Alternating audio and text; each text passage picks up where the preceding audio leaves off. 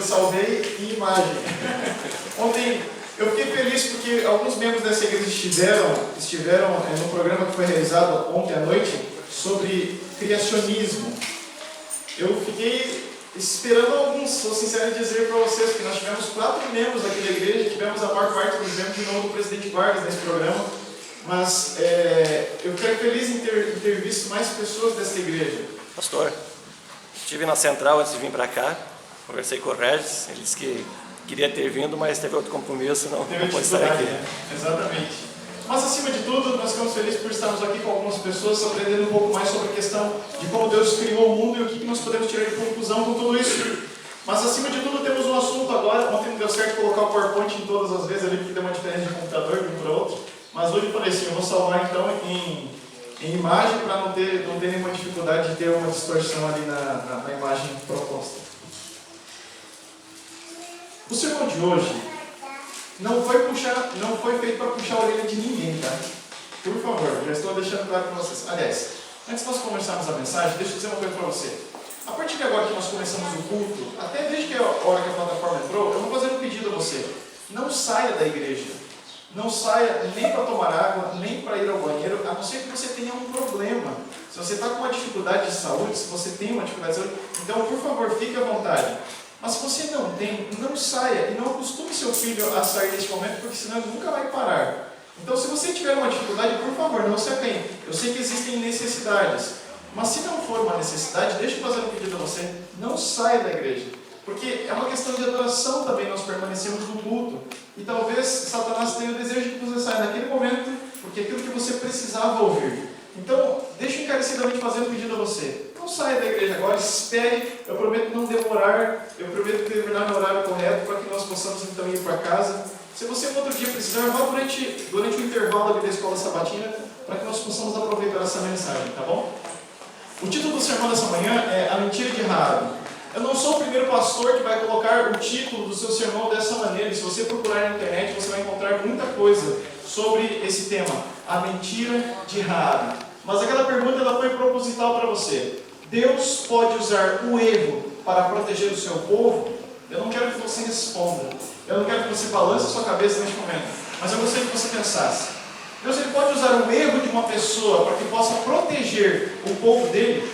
Talvez uma outra pergunta ainda venha à sua mente. Seria correto Deus usar a mentira de uma pessoa para que salvasse o seu povo? Essa resposta e outras eu vou dar para você até o final do culto, mas nem todas eu vou dar a você, tá bom?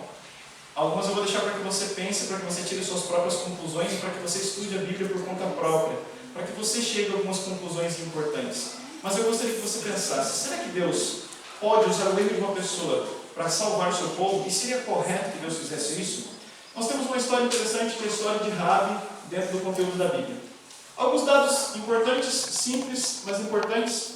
Primeiro, Jericó ficava na região do Mar Morto. Jericó ficava ao norte do Mar Morto. Um outro detalhe importante que você precisa entender. Algumas pessoas dizem que onde Raabe morava era uma estalagem. Era um local onde as pessoas ficavam para poder dormir apenas. Alguns comentaristas da Bíblia dizem isso. Mas no comentário bíblico adventista, eu achei um comentário extremamente interessante. E o autor ele diz assim, que era impossível ser uma estalagem analisando todo o contexto da Bíblia. Nós não temos só a história de Raabe no livro de Josué. Nós temos também no livro de Hebreus um resumo, mas temos a história de Raabe. A verdade é que aquele local não era uma simples estalagem, mas era um prostíbulo. Era uma casa de prostituição. Essa era a casa de Raabe. Vou botar aqui um outro detalhe que eu ia esquecendo.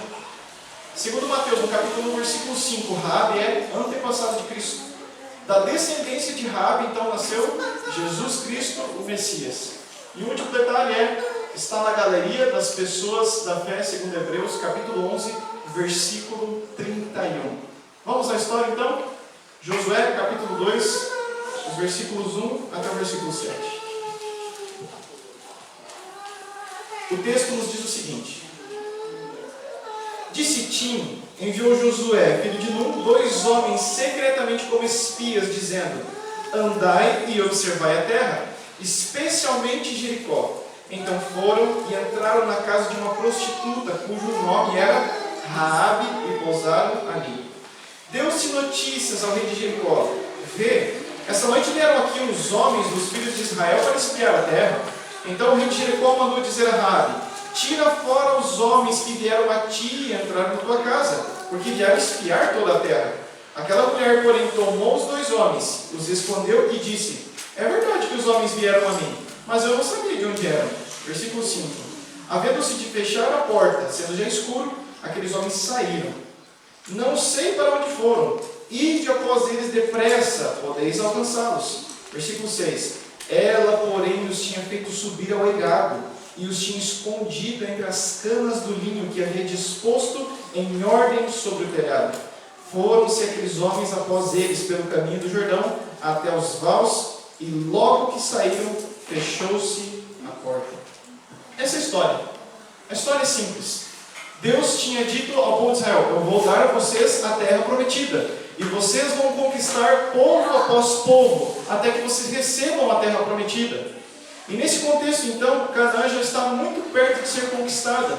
E então Josué manda espias para que vejam todos os lugares que faltam, mas em especial Josué diz assim: vocês precisam observar uma outra cidade chamada Jericó. Observe Jericó. E os espias então saem à disposição de Josué para encontrar essa cidade chamada Jericó. Quando eles chegam lá, eles se hospedam na casa de uma prostituta chamada Raabe. E a história continua. Talvez você já conheça a história. Raabe conhecia quem era Deus e o que Deus tinha feito pelo povo de Israel. Raabe não era israelita. Ela não fazia parte do que nós temos como povo de Deus naquele momento. Ela não era do povo, mas ela conhecia, ela sabia o que Deus tinha feito. Porque quando nós pegamos ali os versículos 8 até o 10, o texto nos diz assim, antes que os espias se deitassem, ela subiu ao eirado ter com eles. E lhes disse: bem sei que o Senhor vos deu essa terra, e que vosso pavor caiu sobre nós, e que todos os moradores da terra estão apavorados diante de vós. Temos ouvido como o Senhor secou as águas do mar vermelho diante de vós, quando saíram do Egito, e também que fizestes os 2 reis dos amorreus, Seom e Og, que estavam além do Jordão, os quais destruístes. O primeiro detalhe que nós devemos entender aqui: ela conhecia os milagres operados por Deus. Não era do que nós tínhamos com o povo de Deus, mas conhecia exatamente quais eram os milagres que Deus fez. Ela ouviu falar e sabia que neste momento pessoas estavam sendo enviadas para espiar a terra, para que Jericó fosse conquistada pelo próprio povo de Israel. O segundo detalhe: ela estava disposta a ajudar os servos de Deus. Estava ou não estava? Tanto estava disposta que ajudou os servos de Deus. Um outro detalhe: ela estava disposta a ser salva por Deus. Estava ou não estava? Ela estava disposta sim a ser salva por Deus, tanto que ela disse assim: vocês vêm para destruir, e por favor não destruam minha casa. Por favor, preservem a minha vida e dos meus familiares. E o que os espias responderam? Coloca uma fita vermelha na janela, e se você colocar e a tua família estiver dentro da tua casa, eles não vão morrer. E o que aconteceu? Eles foram salvos. E o último detalhe: fez tudo o que Deus pediu e foi salva pelo sangue de Cristo. Por que salva pelo sangue de Cristo? Vocês se lembram o que a fita representava? Representava o que havia acontecido no Egito. No Egito, o sangue do cordeiro foi colocado em volta das portas, e onde ele foi colocado, se o anjo destruidor passasse, o filho primogênito não morreria. Aquela determinada ação, aquilo que ela fez, representava a mesma coisa do passado. Quando o sangue do cordeiro te reveste, ele protege você de todas as dificuldades. Esse é o ponto que nós devemos pensar. Agora, você já conhece um pouquinho da história, nós lemos essa história de novo. Eu queria ver um outro detalhe com você. Êxodo, no capítulo 20, o versículo 16. Acompanhe comigo esse texto. Eu sei que você já decorou esse texto, eu sei que é um dos menores textos da Bíblia, mas eu gostaria que você fosse para esse capítulo para todos juntos acompanharmos. Eu quero dizer novamente a você que eu não fiz pensando em ninguém, tá? Eu fiz pensando em mim, na mensagem que eu precisava para a minha transformação pessoal, da minha santificação, e eu quero que essa mensagem seja importante para a minha igreja também. Por isso que eu decidi trazê-la, assim como eu tenho trazido para as outras igrejas também. Mas o texto de Êxodo, capítulo 20, versículo 16, nos diz uma mensagem muito simples, mas muito importante. Não dirás falso testemunho contra o teu. Muito segredo nesse texto. A princípio é bem simples, né? A princípio traz uma mensagem curta e grossa. Uma mensagem direta para nós. Não dirás falso testemunho contra o teu próximo. Primeira pergunta que eu faço a você: quem é o seu próximo? Todos. Todos aqueles que você entra em contato. Seja pela internet, seja pessoalmente, seja pelo telefone. Esse é o seu próximo. Não só aquele que está mais perto de você, mas até aquele que talvez você não tenha tanta afinidade, mas você entra em contato de uma forma ou de outra. Esse é o seu próximo. Agora, o que me intrigou é, o que seria exatamente não dirás falso testemunho? Em algumas versões, talvez seja a sua versão da Bíblia, diz assim: não mentirás, ou não mentir. Esse seria o resumo de não dirás falso testemunho. Mas o que será que a Bíblia está querendo dizer quando ela diz assim: não dirás falso testemunho contra o teu próximo? Eu procurei 2 comentários bíblicos. A série Cultura Bíblica, de Alan Cole, ele diz assim: não há dúvida de que o mandamento poderia ser generalizado para incluir a proibição de intrigas e mexericos, assim como nós temos o texto de Levíticos 19:16. É só mentira?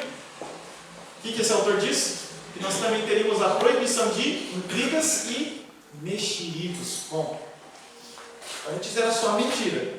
Mas quando nós então entramos em contato e vemos um pouco mais, de uma maneira um pouco mais profunda, nós entendemos que não é só mentira, mas que qualquer tipo de intriga e que qualquer tipo de mexerico também seria um descumprimento desse mandamento que Deus nos deixou. No comentário bíblico adventista diz o seguinte: qualquer pessoa que distorça a verdade exata de qualquer forma a fim de tirar vantagem pessoal ou para outro propósito é culpado de falso testemunho. Então, primeiro era só mentira, nós vimos que é intriga, que é mexerico, e ali ele diz que toda distorção da verdade para tirar proveito próprio, então seria descumprimento do não dirás falso testemunho. Gente, quando eu me deparei com essa situação, eu falei assim: minha nossa, Deus quer muito mais de mim. Deus deseja um controle de mim muito maior do que eu imaginava. Deus deseja um controle tão grande dos seus filhos, mas tão grande, que Ele se preocupa com cada mínimo detalhe de conversa, de palavras ditas, de ações praticadas, de palavras distorcidas. É isso o que Deus deseja. Você já namorou pelo celular? Você já namorou alguma vez pelo celular? Tem alguém aqui na igreja que já chegou a namorar? Digo namorar assim porque estava distante, né? Já namoraram. Vocês não levantaram a mão, mas a Fran já foi namorar um pouco, né? 1 ano. Então, eu e a Paula, a gente também teve que namorar 1 ano pelo celular. Nós nos víamos, mas a maior parte do nosso contato foi via celular. Você que namorou pelo celular sabe, não dá certo. Por carta. Por carta. Você lembra por carta? Eu não sei se por carta dá certo, pode, mas eu acho que não muda muito. Uma cartinha por mês, né? Algumas vezes eu mandei uma mensagem para a Paula e eu quis dizer uma coisa, mas quando a mensagem chegou outra. Eu disse de uma maneira, entendendo uma coisa, mas quando a mensagem chegou de uma maneira distorcida. Vocês já perceberam quanto as palavras, ditas ou escritas, elas podem afetar demais o relacionamento que nós temos com o nosso próximo? Uma palavra talvez que você diga de forma errada, quando a pessoa está ali na frente da igreja, pode atrapalhar toda a sua vida. Se isso já atrapalha uma vida, você já imaginou a consequência de uma mentira ou de um falso testemunho sendo levantado contra um cristão? Eu contei uma história, era um pouquinho diferente para vocês, mas eu estava lendo aquele livro Quando Tudo Falha, e o autor disse que um rapaz estava em fase terminal, quase morrendo no hospital. E ele tinha sido ofendido por uma pessoa, ele falou uma porção de coisas que não deveria. E antes que ele morresse, ele disse assim: eu queria falar com o fulano de tal, porque a mágoa está muito grande, eu queria poder conversar com ele. Então ele chamou para que eles conversassem, e ele disse assim: olha, eu precisava muito que você fizesse uma coisa para mim. O que estava doente disse: eu preciso que você faça uma coisa por mim. E aquele rapaz que veio, que tinha falado as ofensas, você pode perguntar, pode pedir o que você quiser, eu estou aqui à tua disposição. Então ele disse assim: faça o seguinte, pega esse travesseiro de penas aqui e vá até aquele alto monte, abra o travesseiro e joga todas as penas, espalhe elas ao vento. Ele falou: puxa, é muito simples isso, né? Não tem dificuldade nenhuma. Foi até o monte, espalhou todas as penas, Voltou e disse: pronto, eu fiz o que você desejava. Ele disse: agora eu faço o seguinte: vá pelos campos e por todos os valados, por todos os bosques, e pegue todas as penas de volta e coloque dentro do travesseiro. E o rapaz logo disse: é claro que isso é impossível, você sabe que é impossível. Eu nunca vou conseguir pegar todas as penas e colocá-las de novo dentro do travesseiro. E ele disse: da mesma forma, tudo o que você disse e fez contra mim, não tem como voltar atrás. Eu não tenho como passar uma borracha e apagar. A influência do que você fez comigo, ela sempre vai existir. Quando um irmão da igreja é desfavorecido na questão do falso testemunho, aquele erro ocorrido dificilmente vai ser apagado. Ele pode ser perdoado, esquecido talvez não. Talvez aquilo lá não seja mais um ponto de dificuldade no relacionamento, mas talvez ainda não foi esquecido. E tudo que envolve as ofensas através de mentiras, intrigas e mexericos, envolve o descumprimento desse mandamento que Deus tanto nos pediu. Agora, eu queria colocar um outro detalhe para vocês. O não dirás falso testemunho da Bíblia, ele engloba pelo menos essas 5 coisas. A primeira delas é a mentira. A segunda é a fofoca. A terceira é a omissão. Sabe o que é omissão? É aquilo que você deveria dizer, mas não disse. Aquilo que você deveria ter falado, que era sua responsabilidade, e você não falou. Você simplesmente mascarou. Sabe qual que é o nosso exemplo aqui do texto, da omissão? O que Rabi falou quando perguntaram: não tem espias aí na sua casa? Falou: sim, tem espias. Eles chegaram, mas eu não sabia quem que era. E eles já saíram, como eu não sabia, eles já não estão mais aqui. Foi omissão ou não foi? A verdade é que foi omissão. A omissão é aquilo que você é instigado, aquilo que perguntam para você, mas você dá um jeitinho de contorcer e não falar toda a verdade. Isso é omissão. E a omissão também faz parte do falso testemunho. Tem uma outra questão que é a falácia.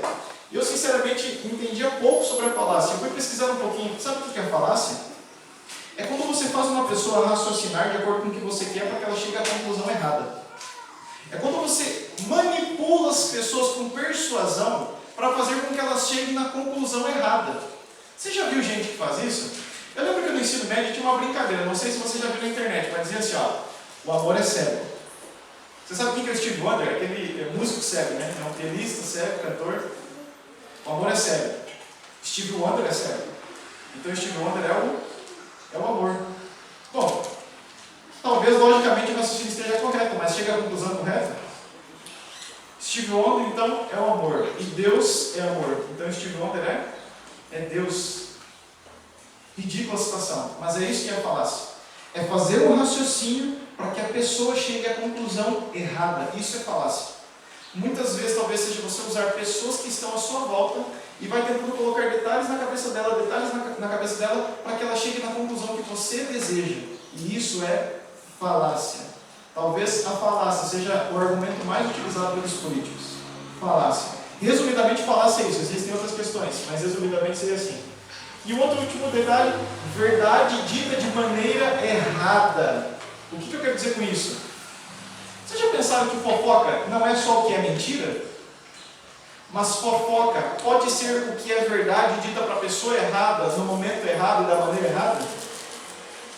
Eu vou usar um exemplo para você. Se uma pessoa chegasse para mim, pastor da igreja, e dissesse assim: pastor, eu estou em adultério. O meu marido não sabe, os meus filhos não sabem, ninguém da minha família sabe. Só eu sei. E ela chega e diz assim: pastor, por favor, eu queria que esse assunto ficasse entre mim e o Senhor. Entre mim e o Senhor. Eu não queria que ninguém soubesse. E aí eu saio da conversa, chego no primeiro ancião da igreja e digo assim: você não vai acreditar no que está acontecendo. O fulano de tal, líder da igreja, está em adultério. Foi mentira o que eu falei? Deveria ter sido dita? Não deveria ter sido dita. Isso é fofoca? Com certeza. Pior ainda é se eu começo a alastrar para todo mundo e nem vontade de ajudar a irmã eu tenho. Isso é mais fofoca ainda. A fofoca pode ser algo verdadeiro, mas que é dito para a pessoa que nem precisaria ouvir. Ou então pior ainda, né? Às vezes eu sei que tem aquela pessoa que ela propaga tudo que é assunto da igreja. Aí, em vez de falar para a operação, que talvez ainda fosse necessário para podermos ajudar a pessoa, não, mas aí eu vou para a pessoa fofoqueira, porque eu sei que ela vai alastrar para todo mundo e diz assim: você viu, fulano está fazendo isso. Aquilo que não deveria ter sido dito, de uma maneira errada, para a pessoa errada no momento errado. Pode ser verdade, pode ser 100% verdade, mas se não deveria ter sido dito também, faz parte do que nós diremos como não dirás falso testemunho. Não é só a mentira, não é só aquilo que não foi verdade, mas até aquilo que foi verdade, dito da maneira errada, entra dentro do nosso contexto de não dirás falso testemunho. Eu encontrei esse texto na internet e o pastor Tim, ele já foi pastor aqui na nossa região, e ele escreveu um texto falando sobre a mentira de Raabe. E ele disse assim: são de Cristo as palavras. Ele citou 2 textos. Os sãos não precisam de médico, e sim os doentes. Não vim para chamar os justos, e sim os pecadores ao arrependimento. Isaías 1,18 diz assim: vinde, pois, e arrazoemos, diz o Senhor. Ainda que os vossos pecados sejam como escarlata, se tornarão brancos como a neve. E ainda que sejam vermelhos como o carmesim, se tornarão como a lã. Ele cita um outro texto que nós estudamos há alguns dias na lição da Escola Sabatina, Tiago 2,25, diz assim, ele comentando, né? Tiago 2,25 acrescenta que a fé dessa mulher foi genuína, porque resultou na prática de boas obras. E aí vem a pergunta: Raabe, ela mentiu ou não mentiu? É claro que mentiu. É claro que ela descumpriu a questão do não dirás falso testemunho. É óbvio. E a mentira dela fez com que 2 espias fossem salvos do povo de Israel. E a outra pergunta então é: Deus pode usar a mentira de uma pessoa para salvar alguém do seu povo?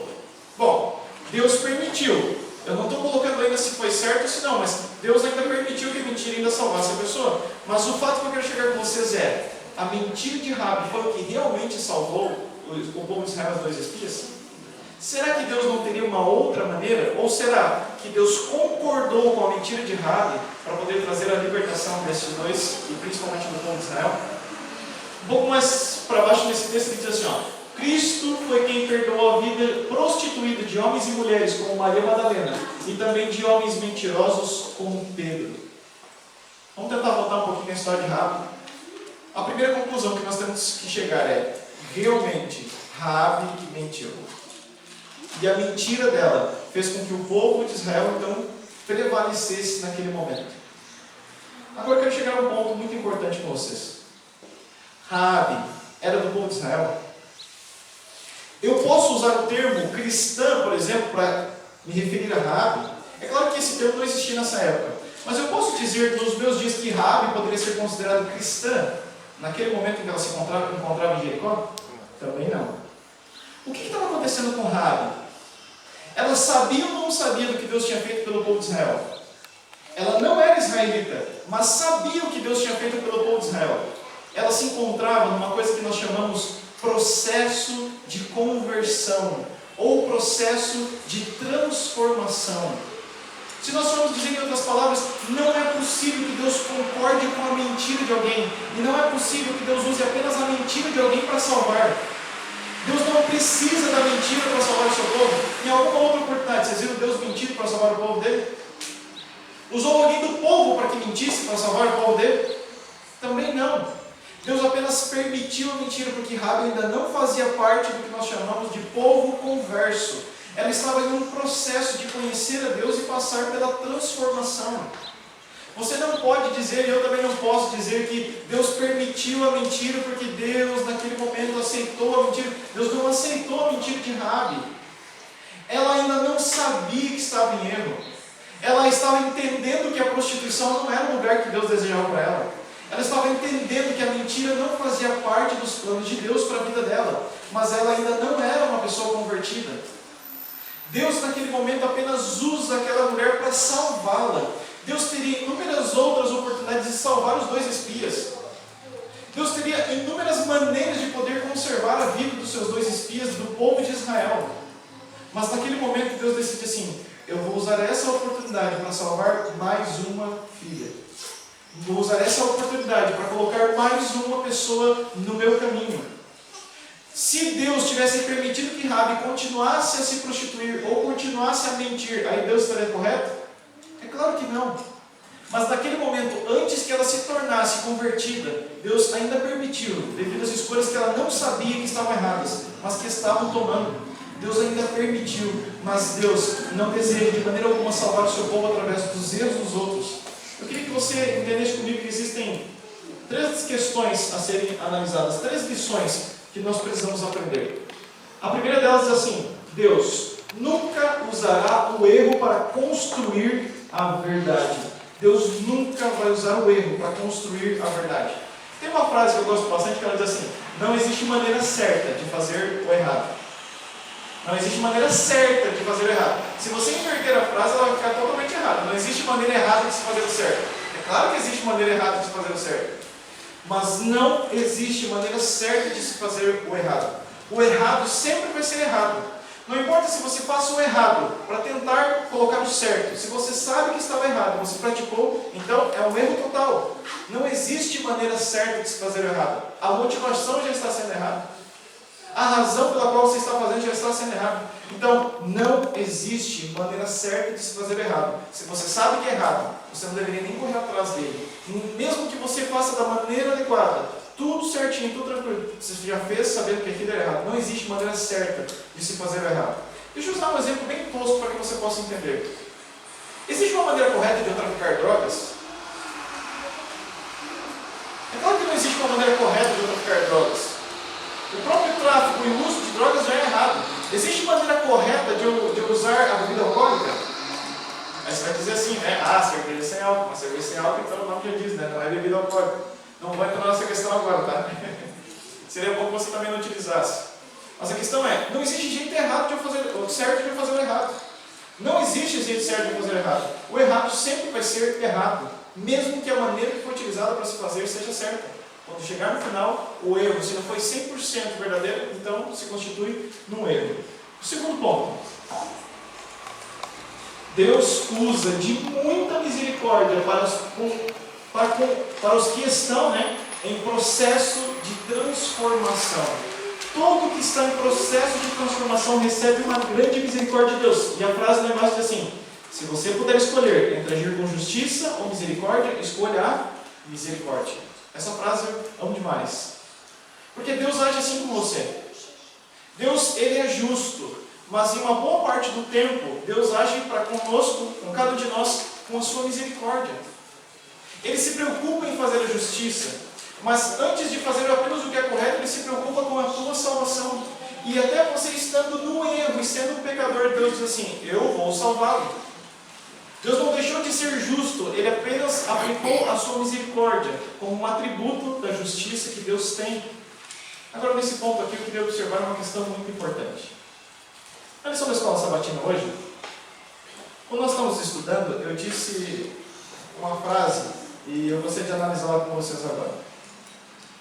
Não importa quanto tempo você tem de adventista, você sempre vai ter coisas a melhorar. Isso é o processo de santificação. Não importa se você está há 20, há 30 anos nessa igreja, você sempre vai ter coisas para aprender. Mas o fato é que existem pessoas que estão há 20 a 30 anos nessa igreja, que ainda não têm praticado o que seria o mais simples para todo adventista praticar, que são as doutrinas que diz respeito à igreja. E existem pessoas que estão há 1 mês, 2 meses, que têm feito muito mais do que aquele que está há muito tempo dentro da igreja. Eu não estou generalizando. Ou melhor, eu estou generalizando, não estou sendo específico que esta igreja é assim. Mas a verdade é que não importa quantos anos você tenha de adventismo, você tem um conhecimento diferente do irmão que está ao seu lado. E não importa se você está há mais tempo do que ele, pode ser que ele tenha mais conhecimento que você. Onde é que você quer chegar, pastor? Em pessoas que se batizam na igreja e são excluídas pela própria igreja. Você já viu isso alguma vez em algum lugar? Eu não estou sendo específico aqui na Igreja do Progresso, mas você já viu isso em algum lugar? Pessoas que se batizaram e porque ainda não têm a mesma conduta que a igreja ainda tem pregado, são desmoralizadas. Eu vou usar um exemplo para você. Se eu, como pastor, me deparasse com um recém-batizado, ele está batizado há menos de 1 ano, recém-batizado, e eu, ao chegar na casa dele, descobrisse que ele está fumando, e eu descubro que ele tenta de todas as maneiras despistar dos irmãos que ele tem usado o cigarro. Qual que seria a minha conduta como pastor? Levar o nome dele para a comissão da igreja?